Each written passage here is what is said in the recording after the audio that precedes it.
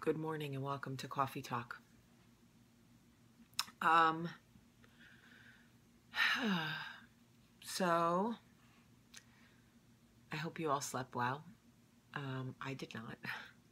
Ace woke me up. I don't know what was going on with him last night, but he kept waking me up. Guilty. So yesterday my girlfriend called me and she said, I need you to help me get rid of him. She said, coffee talk me, yell at me, something. Now I know that feeling.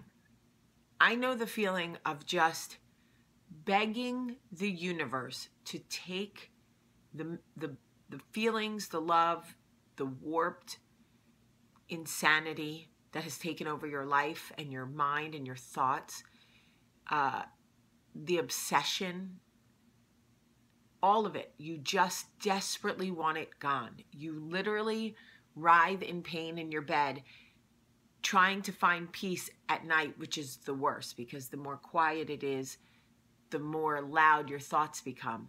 And I know what that feels like, to just desperately want that gone.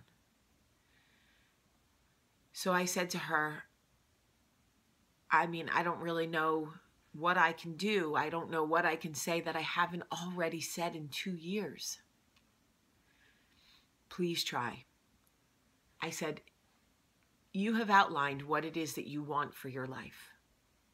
You say things like a big family, a nice house, vacations, college for your children. Great. None of those things tell me what you want for your life. I am married. This is me talking to her now. I am married, okay? I can tell you, it is very possible to feel completely alone in your own big, beautiful home. It is very possible to writhe in pain, wishing it would all go away in your big, beautiful home with your 2-car garage and your money for your kids to go to college. None of those things guarantee happiness. A man does not guarantee happiness. So if you are already with a man who does not make you happy, where do you have to go from there? You want to get married and feel alone in your own home? Because I can tell you, few things are worse than walking around a home with a life that you have built and allowed and feel alone. Feel like an outsider. Feel like you've made grave mistakes in your life. And she says, but I love him. And I say, oh, you love him. You love a man whose words are filled with empty promises, whose actions never match what he says. A man who's spiteful and harbors hurtful things to say to you for the next fight so he can launch into an attack about who and what you are and belittle your dreams and make you feel bad about the way you look. But I love him. You do?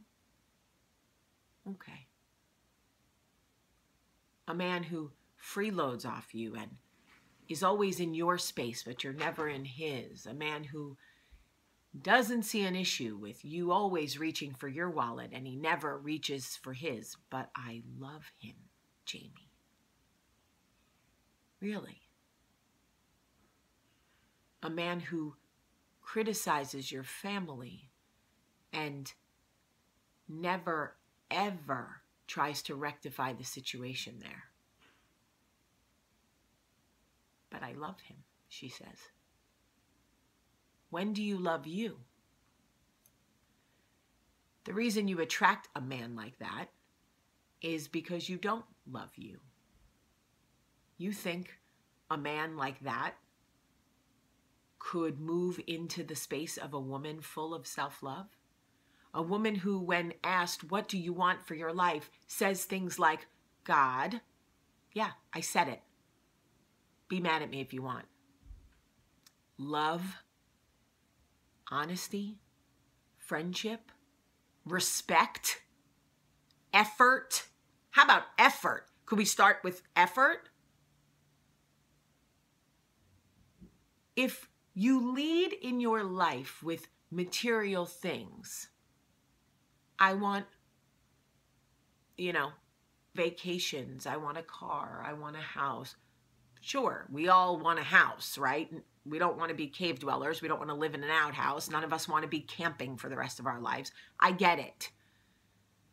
But if that's what you lead with, it's because you are so far from believing in your own worth that you say superficial things because you can't even tap in to what you're worth. And I became so frustrated with her. What do you need to hear from me? What will change your mind? What will open your eyes to what you deserve and to who you are? I can't make you love you, just like you can't make him love you. Stop telling me that you love him when you don't even love yourself. What is your definition of love? You love him? He gives you nothing. He doesn't pour into you. He doesn't respect you. He doesn't value you. So what do you love? Because I believe that your definition of love is warped. It is so skewed and fuzzy and murky that you don't even really know what it means anymore. So you're confusing fear and desperation with love. And because of that, that is what you are projecting into yourself. If love was a drug and you were injecting it into your veins, how would it feel based on your definition? Would it make you feel afraid? Would it make you full of self-doubt? Because if that is what the love in your life is doing, then you do not have the proper definition of love. So when we were finished, she said, I know everything you're saying is right, but I love him. And I said, okay.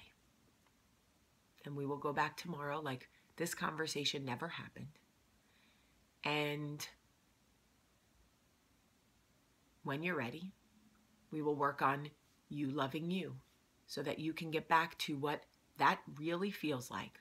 And you can recognize love when you see it, because you certainly don't recognize love. You've mistaken it with something gravely different. And I woke up this morning to a text message from her that said, I tossed and turned all night. And then at 5 o'clock in the morning, when I couldn't take it anymore, I turned the lights on. I asked him to pack all of his stuff and leave. He didn't understand why. He couldn't understand why this was happening at 5 o'clock in the morning. And I said to him, because I love you. And that is the problem. You've given me no reason to love you. Yet I do. And that is the problem.